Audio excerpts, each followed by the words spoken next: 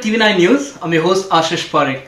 They say COVID-19 is not a sprint, it is a marathon. And the reason why they say is not only because this pandemic doesn't really have an end as far as we can see, but this is also because a COVID-19 patient isn't done and dusted with the disease as soon as he recovers from the virus. There are a lot of other factors that also determine the patient's health while he's infected and also after he recovers from the infection. And one such infection that a lot of people are right now talking about is mucormycosis. Now this is popularly, you might have heard of this on social media and on TV as the black fungus infection. Now this is something which is being seen in patients across the world.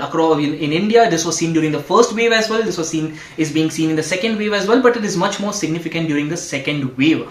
What exactly is this? How is it caused? What are the symptoms? What do you need to watch out for? All that is listed out in our video which we had done earlier, and the link to that I have attached in the description below, so you can refer to that video and actually understand what this disease is and understand the basics of this. In this video, we'll be talking about how this is now significantly becoming an issue that a lot of people are taking note of, and this has moved on from being just another sidekick of COVID-19 to actually transforming into a significant threat on its own. In Karnataka, you had the health minister yesterday coming out and saying that there are 97 cases, and also there will be a special ward set up and a special set of beds that will be set up at the government institute, that is a boarding hospital in Bangalore as well. And also now you got a number of cases coming out from Rajasthan as well, where you got the government setting up separate wards for patients who've been infected by this particular infection. So this is what the governments are doing. But to try and understand, to get an insight into what exactly this disease is, how it works, and to get down to the facts, apart from all the buzz that is happening on social media, we decided to speak to a person who's actually treated 60 black fungus infected patients from the first COVID wave and the second COVID wave. And he's none other than Dr. Gaurav Madekeri, who is the Program Director of Endoscopic Skull-Based Surgery at the HCG Cancer Hospital in Bengaluru. Dr. Gaurav, like I said, has treated 60 patients who have recovered from, almost most of them have recovered from this particular infection. So, we've got a set of questions for Dr. Gaurav. The first question, of course, is, Dr. Gaurav, how infectious and how fatal is this particular infection? Is it as fatal as most people are making out to be, or is it something that is just a sidekick sort of an infection that happens in COVID-19 patients? The fatality of mucormycosis or black fungus depends on the extent of the disease. If the disease is caught very early on, then the chances of survival are very good, especially if it's limited only to one of the sinuses and if the bone underneath is not involved. But when the sinus disease is present and the bone underneath is involved, then the mortality rate is about 50%. And when the sinus and the eyes both are involved, then the mortality rate or the survival rate drops down to about 25 to 30%. When the brain gets involved, then the survival rate drops to about 5 to 10% max. Brain and lung have the worst mortality rate in the history of mucormycosis management. My next question to you, doctor, is that there isn't much information about this particular infection. So what are the symptoms or the signs that both doctors and patients need to watch out for as possible symptoms or as possible signs of a potential black fungus infection? All patients with COVID, once you have completed your recovery period, then make sure that you keep a close watch on your blood sugars, because we're seeing these in patients who were not even diabetic before. There's a possibility that COVID could be causing this. Do not self-medicate with steroids. These are not medications to be played with. Now my third question is, how exactly can this infection be prevented? Are there any specific steps that you can take to make sure that you ward away this particular infection?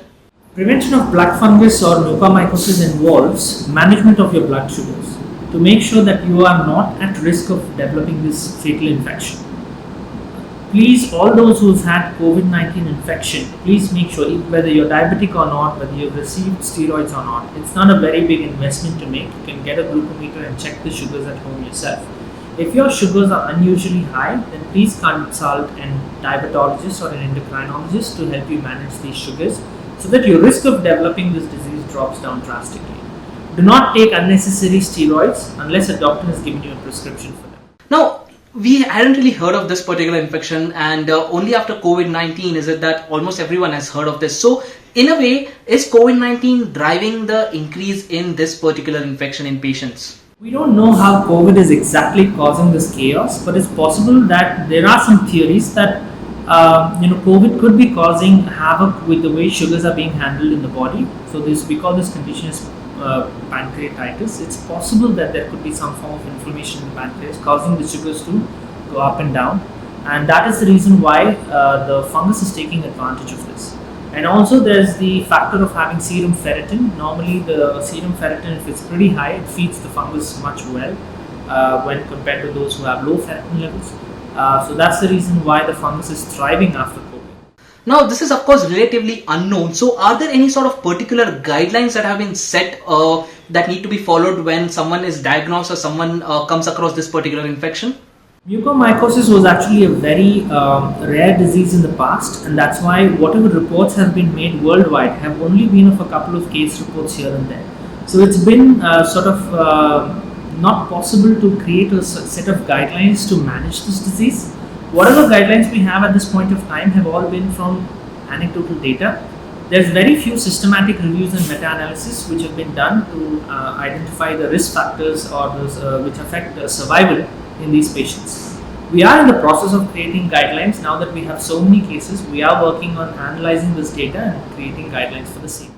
Now, speaking of COVID-19 recovered patients, what do they need to do to actually stay safe from this infection in case they are completely fine and they need to visit the hospital regularly? How do they stay safe, make sure that they don't really relapse and actually contract this particular infection? All patients who have recovered from COVID, please keep an eye on your blood sugars, because we're seeing that patients with high blood sugars are the ones who are presenting with this, even in patients who haven't had diabetes before.